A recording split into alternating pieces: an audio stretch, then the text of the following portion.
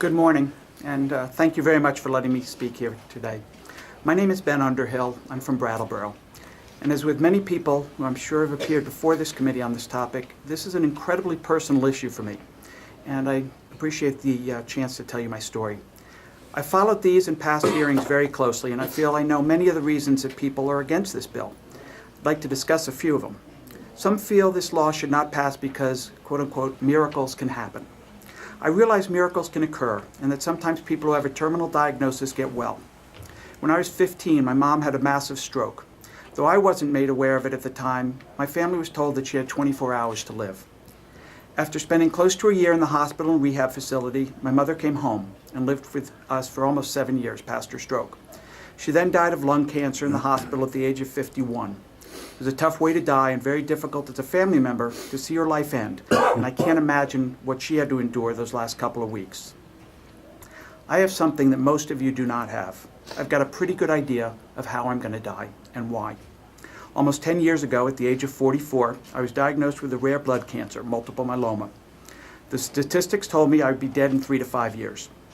I've endured multiple chemotherapy regimens, had massive amounts of radiation shot into my body that's caused further health issues.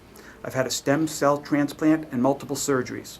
Over the past 3 months, I've transitioned from crutches to a wheelchair.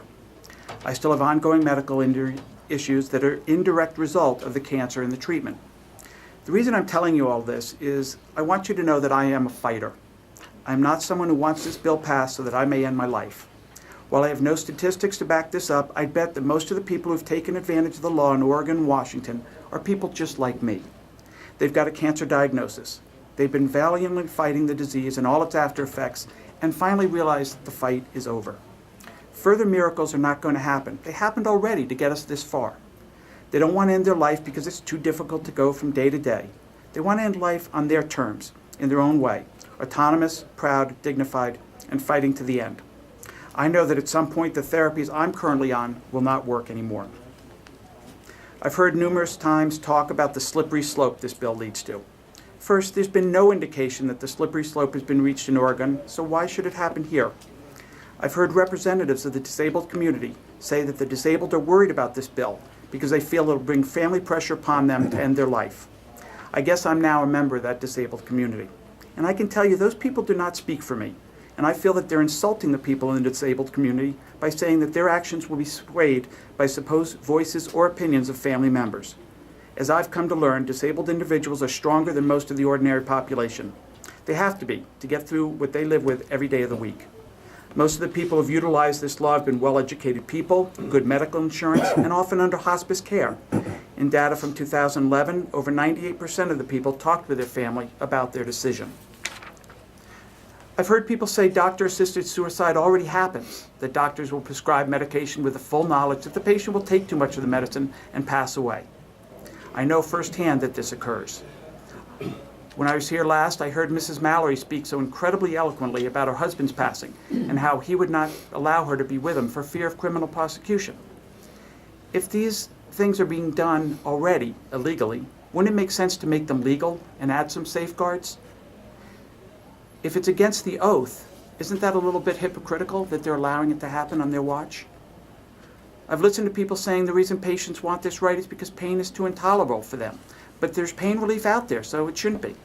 I'll tell you from personal experience that sometimes no amount of pain medication can stave off pain. Even pumped up with morphine and Dilaudid, I felt massive amount of pain.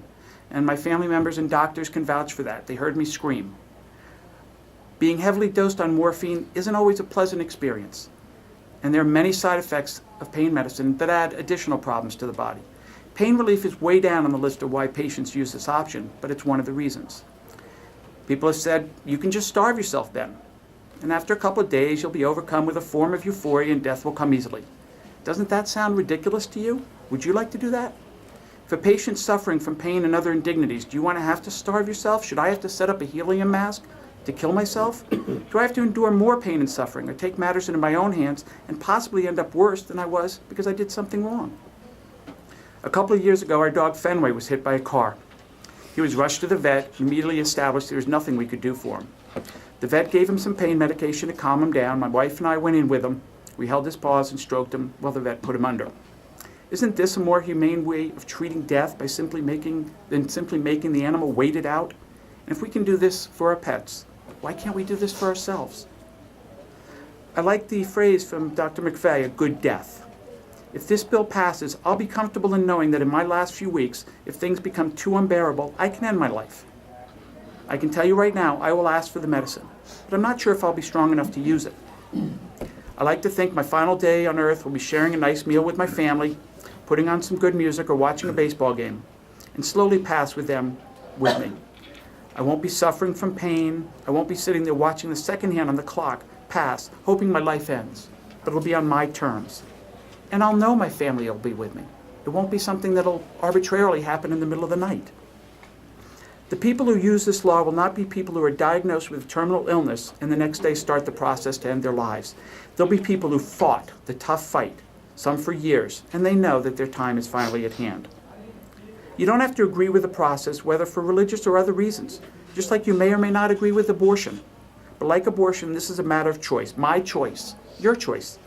It's my body, it's my life. Let me die the way I lived, as a fighter, at home, with a peaceful mind for both myself and my family. The options for end-of-life care today are much better than they were 10 years ago, and this is just adding another option.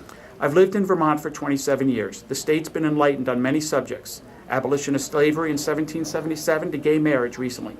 It is not a religious issue, it's a personal issue of choice. Continue to keep Vermont as a leader in social issues in this country and pass this bill. Thank you.